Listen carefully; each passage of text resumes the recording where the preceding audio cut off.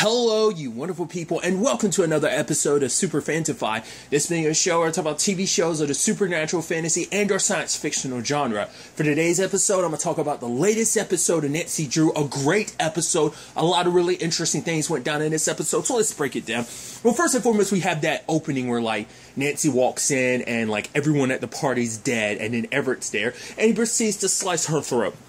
Obviously, she wakes up screaming, and she doesn't tell anyone about the nightmare. She tells her dad, it must be me worried about meeting with, Celia about, how we're going to break the news to, Everett that I'm his granddaughter, which obviously Carson has reservations about doing this, and Nancy's like, no, I'm going to do this, and I think that's such an interesting element of the show, this particular episode, is the fact is that, the crew is kind of divided to a certain extent because Nancy is obviously, meeting with Everett, and it's like, oh, Celia, she had something else to do, so she's not here.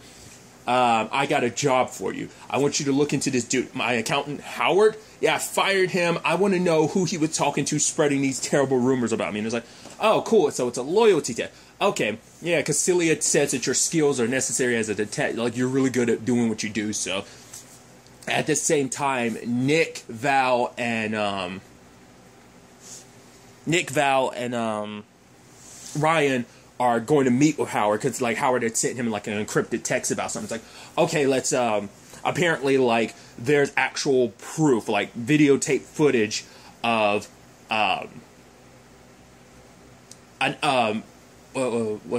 Everett committing an actual murder. So that they're actually meeting with Howard about this. They get Amanda's help to go into his room, and it's like, okay. And the moment Ryan was like, oh, I can't, something stuck in his arm, I was like, is Howard actually dead? And it's like, yep, Howard's dead. I was like, that's interesting, considering the fact is, Everett sent her on this mission like Howard was still alive, but I guess it's like, right, I guess he died before you could get any information on him. I guess he, didn't talk or whatever. I'm like, that's so interesting, because he never gave up his source, because I guess for him it's either that or the person just killed him beforehand. It's like Everett was probably like, you know what, I'm gonna kill Howard and then I'll figure out the details later. I don't want to leave you alive longer because you're a threat. Ryan says it later on. When Everett sees red, he kind of loses himself. He can't control himself. So it's probably a thing of, damn it, I actually should have kept him alive. But it's like, no, I just wanted him dead. I wanted him dead because he screwed me over. So that obviously turns into a thing later on when it's like, right, when Nancy calls Ryan and Nick don't trust her enough to bring her into the fold, because she was like, hey, is Howard your inside source? Yeah, Everett just sent me on a mission to find out, who he's talking to. And she's saying, don't worry, I'm not going to tell him it's about you guys, obviously. But that ends up being such a complicated element of the episode, is that they won't trust her. It's like, you guys know me, but it's like, for them, it's like you're playing a little too close to Everett. The fact is, they're kind of wondering about her wavering loyalty. And for Nancy, that pisses her off, because it's like, why can't anyone trust me? It's like, she's getting doubts from her dad, she's getting doubts from Nick and Ryan, and it's like, especially later on, she gets pissed at Val because it's like, oh, she ends up finding Howard's notebook, but it's like, Val's like, give it to me. It's like, oh, you're stealing property from a dead person. Oh, how's that going to look? I could just whistle and the cops will come over here. And Nancy's like, really? This is actually your fault. You started all of this by, wanting to come after Everett the way you did. You want to put him on the front page and stuff like that. It's like, because of you, you set this all in motion. To be fair, I can also see why Nancy would be pissed too, because it's like, you compromised me by telling Celia you put me in a position where I am right now because of you. So, don't get all, high and mighty and stuff like that. And it's like, to a certain extent, you can make the argument, regardless of her intentions, she did set a lot of this in motion to a certain extent. So, because we end up finding out what this all trails back to. I forgot how they, ended up connecting the dots. Oh, because Ryan had an inside guy he has a guy at the first time, which I love Ace being like, wait, was it me? You got a guy? He's like, got a guy. And he hands Ace some money. It's like, okay, I need, get your friend Amanda to help us. She's been helping us. Let's continue kind of greasing the palm so she keeps helping us. The fact is that want you to visit a certain prisoner. It's like, who is it? And it turns out it's her dad. He used to actually work for Everett. He used to work, he was a groundskeeper. So Ace and Amanda visit him, and it's like, oh, is this your boyfriend? Interestingly enough, that actor, CW-wise, I believe that's the same actor who played the Spectre during the crossover. So I was like, hey, that's interesting. Once again, I always like that when like the CW shows use actors from other stuff. It's like, oh, I've seen you from that. I was like, oh, this and that. Regardless, I would say that's fascinating, but it's also interesting to know, like, oh yeah, Gil never visits, because it's like, right, your brother, like, she's like, fine, if you help, I'll try and convince Gil to come, like, next time as well. So it's so interesting that Gil is trying to avoid his dad, and I thought that was kind of fascinating. Well, probably because also the elements of, like, I wonder, has Amanda told their dad they found out about their mom? I don't know. That might be a big reason why Gil's avoiding him. But for Amanda, I mean, once again, it's their dad. It's the only family they have left and stuff like that. But like maybe that's also why Gil's avoiding him. I mean, maybe Gil's kind of been avoiding him their entire lives. But it's just it's interesting to like because we now know that. I don't know if their father knows that they know about that. Regardless, we found out some really interesting tidbits about this particular tape. It's haunted. That basically no matter what Everett does, because he's like, I've seen Everett break it, throw into the water, no matter what he did, it always came back to him. So if you can't destroy it, why not hide it? So that was interesting to know that, like, oh, like the supernatural's been seeped in all of this for such a long time. It makes you wonder who's haunting it. It must be haunting, like, whoever the person is that he killed, they must be haunting it in some shape or form. The reason why it keeps coming back like that, like it has to be. So that's interesting. The Huts, well, I mean, to be fair, he's killed a lot of people and left a lot of ghosts in his wake. So it could be any number of people, but we don't know who this specific person he is that he killed. I think that's probably going to be a big reveal on who it is that he killed. We'll ultimately have to wait and see. But obviously they're investigating their side of things. Like, once again, Nancy's kind of put on the outside. Like, I'm going a little out of order in this, but I do apologize. Like, for example, she showed up to prison. They kept her on the outskirts. But it's like, for Nancy, it's like, I'm trying to make sure we're all okay. You guys keeping me on the outside isn't helping. Like, let's work together. But they, like, for them, it's like, we're trying to help you, Nancy, because we don't want you mixed up in this. We're already kind of in a hot seat because of everything, but we don't. But for Nancy, it's like, no, let me protect you guys. Let me help you guys. I mean, for one, you're missing your biggest asset. Like, yeah, you guys are figuring stuff out, but it's like, Nancy's, like, let's face it, the true detective of this situation is like, not including her is the biggest mistake, honestly, but it's also because they're thinking she's getting a little too close to Everett, and then, once again, they're worried about her loyalties, because it's like, right, don't tell Nancy everything, because we don't know what's going to make it back to Everett. That's a sad thing, like, because I think on some level, it does stem from Nick being like, yeah, but Nancy kind of blew up our case, like, he kind of says that, like, once again, you're leaving out the details of she blew up your case to save Ace's life. Like, that's why I'm like, I feel like that's, like, the next episode, he was like, yeah, I completely understand, but it's also, he's still, I mean, he's the one that called out Ryan, like, yeah, I think we have to worry about Nancy. Like, everyone else kind of came to the understanding of, like, right, this is what she's going to have to do, but it's just, I think it's been seeped in their brains, like, oh, at the very least, I think they think if they solve this without, like, you know, involving Nancy, then they won't have to worry about it. It's like, she won't have to dive too deep into this. She won't have to kind of get in the muck with, Everett, I think is what that comes down to. So, because Nancy ended up figuring out, like, obviously she found out what the numbers were, that it was like didn't she figure out, I think it was a location or something like that.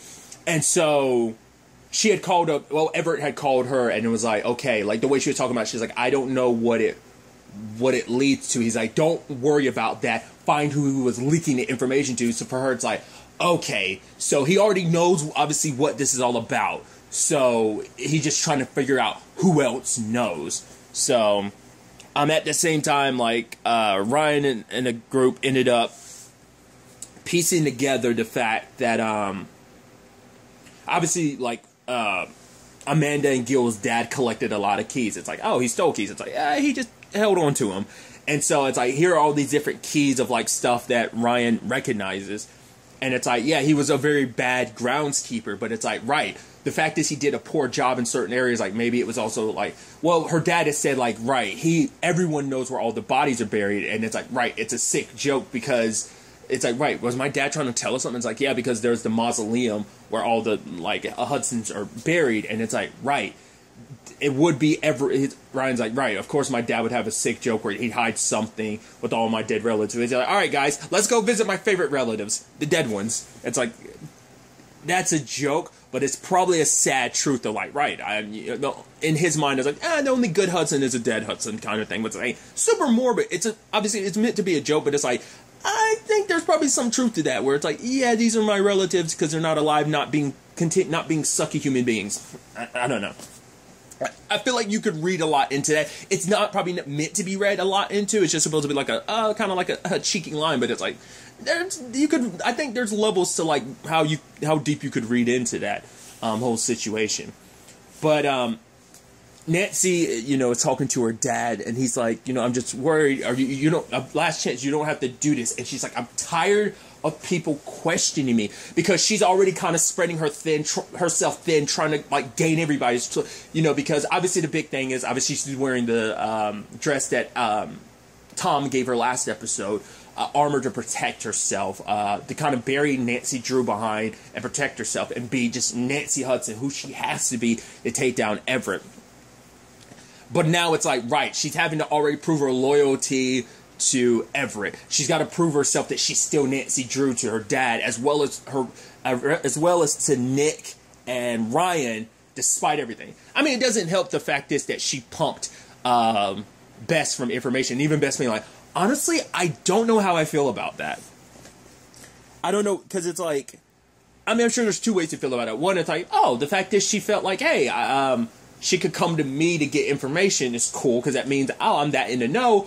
But there's also the aspect of, right, she pumped me for information because she knew I'd be the easiest person to get information from. So it's going to make you feel a ways. Which, obviously, Bess is trying to move on from, like, the whole, like, Odette thing. It's like, right, so I'm not pining over a ghost, especially inside of my friend. Which Ace kind of accidentally let something. It's like, yeah, after what her Aunt May said to her. It's like, what was that?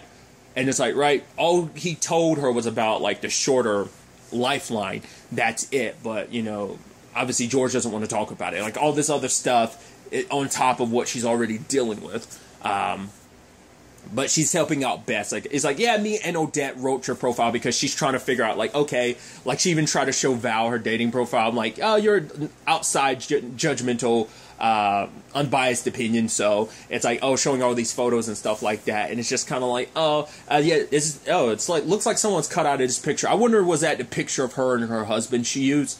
Well, her quote-unquote husband, Steven. I was wondering whether that was ended up going to be the case or not. Not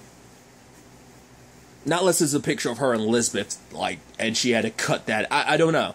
The fact is that that was kind of included. I thought was kind of interesting. But nevertheless, for her, it's like, after everything, like, she's involved in and who she is, like, a former con artist, someone who haunts the supernatural. It's like, I am not someone that people, like, essentially swipe right on. I don't think she said those specifically, but, paraphrasing a little bit. So, but, George and Odette were able to kind of help her. It's just like, kind of just be yourself. And it's like, yeah, we kind of spoke from the heart, and let people know who you really are. It was a really sweet profile they had kind of written for. So, we'll see kind of how things work out for Bess on that front. But, circling back, talking to her dad, and he was like, yeah, she's like, don't worry, I won't fall into Everett's trap. And then she's like, trap. And then in that moment, she was like, crap. And then she tries to call up Nick and Ryan, but both keep ignoring her calls. They go through the family tombs and stuff. They pick one, but then it's like, but Nick realizes it at the last second. He's like, if this was supposed to have been, like, sealed away years ago, why is this tomb in particular so freshly dusted? Like, why there's no dust around it? Luckily, Nancy came in time. She pulled Nick out of the way because it turns out Everett had set a trap. The fact is, the camera was there, and it's a video, and it shows Val and Ryan. And Nancy blows up at them. She has every right to, because it's like, everything I've done is to protect you guys. And what did you do? You fell right into Everett's trap. Like, now he knows that Val and Ryan are, like, the people, at least believes they're the people, obviously, Howard talked to, because they found their way here. It's like, if you guys had just involved me in this, and that was my whole reason for it. You guys know I was doing everything to protect all of us. It was out of self-preservation because she's trying to make sure that she's safe, but she also wants to ensure everybody's safe.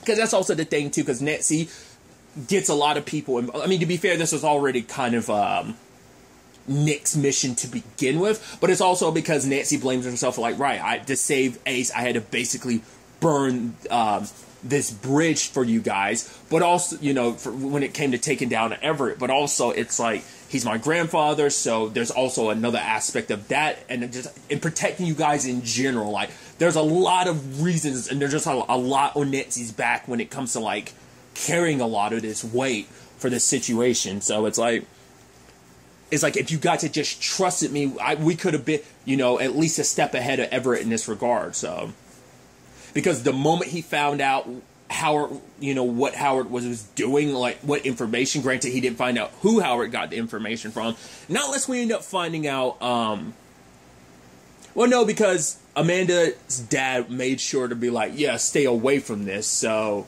he did kind of give them a clue as to where to look. So, I mean, to be fair, he didn't know that, like, Everett had already moved it. But the moment Howard had, like, he had found out about Howard was running his mouth off about this, he moved it, set up a camera just to know who would come there when the time came. And it's like, you fell right into his trap. And it's like, now Val and Ryan are in trouble. But, like, Val's like, there's no way he'd actually kill his own son. And Ryan's like, yeah. You know, he'll potentially regret it later. But when my dad sees red, he sees red. And so it's like, wow. And that line holds so much weight. So it's like, okay, I'm going to try and get ahead of this situation. So she goes to the party and it's like, okay, I'm going to talk to Celia. Celia might be the only person that can calm him down. Irony, I know. And so it's like, Celia, we got to, like, Ryan, I think he thinks Ryan and Val, and she's like, yeah, I think he's found out of our secret. It's like, what? Yeah, we talked about that earlier, because she'd been acting odd all episode. I'm like, what the hell is that about? I was like, yeah, she was acting weird because it's like, oh, I think he knows about our secret.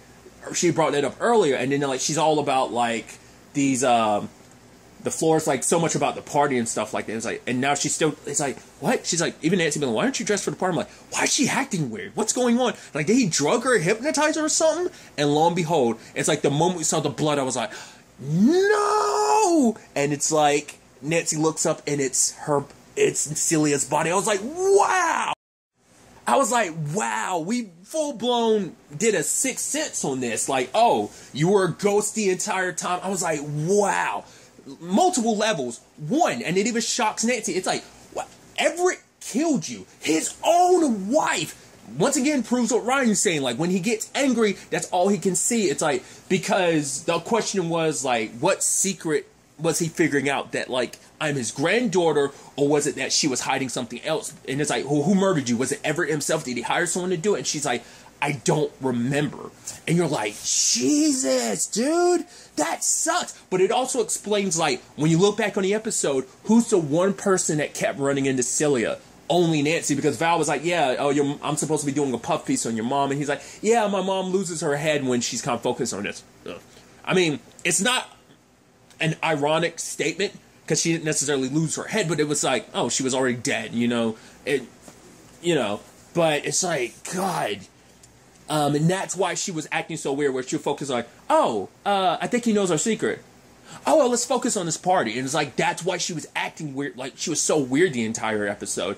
That's why, because she's basically an echo, and those were the last things that were on her mind. So, damn, that sucks, you know, because obviously because for Nancy, it's like, that means Everett's that many moves ahead. She thought, like, she thought, like, maybe I can maneuver ahead of him, but it's like, no, he cut this off at the path, because it's like, you've been dead for, like, 8 to 12 hours, at the least, because of rigor mortis has already kicked in, so you were going most of the day, so it's like, Everett already, like, even before she got the job, that's why Everett was like, oh yeah, Celia's kind of busy. He'd already had her killed, so,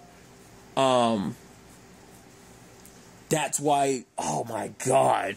Also, Ryan doesn't even know it. That's the sucky thing, too. It's like, he doesn't even know his own mom's dead, you know? It's like, jeez. Once again, it explains so much throughout the episode in that regard, but the fact, I thought that was a beautiful twist, because I didn't see that coming. Like, her being dead. Like, until we saw Nancy look down at that blood, I was like, that's when I was like, Celia's dead, because she led her in that room. It's like, right. Subconsciously, her spirit was trying to lead her to it, because she was trying to help Nancy. She just didn't, you know, she was kind of lost. She didn't realize she was dead, you know? And she's kind of apologetic because it's like, right, I put you in this position and I'm not even here to help you with this, you know? And she's like, I gotta go, you know? And it's like, she kind of has to move on, but it's like, man. And it's ironic, too, because Ryan is telling Val, like, yeah, every woman in my life I care about. It's like, well, yeah, there's Lucy, there's Tiffany, then now, you know, Val doesn't even know about his own mom. It's like all the women in his life, hell, even his own daughter is being compromised in this position. So it's like, dude, all the women in his life always like get caught up in like the Hudson stuff, in particular with Everett. It's like, wow, that's crazy, dude. Because Val has to go on the run. She doesn't want to leave him behind, but Ryan's like, no, I'm going to stay here. I'm going to fight this. You just need to stay on the ground. They're giving her a burner phone. It's like, only call, if you want to call Ryan, only call him through this because we can't take the chance Everett's going to find you. Because Everett found out, it's like, okay, I'm going to talk to Ryan. You get rid of the reporter. So it's already sent like his killers after her, or his fixers.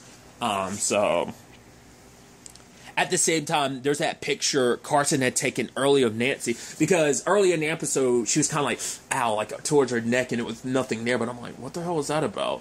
And then later on, when he looks at the picture, he sees like all these marks on it. They look like cuts.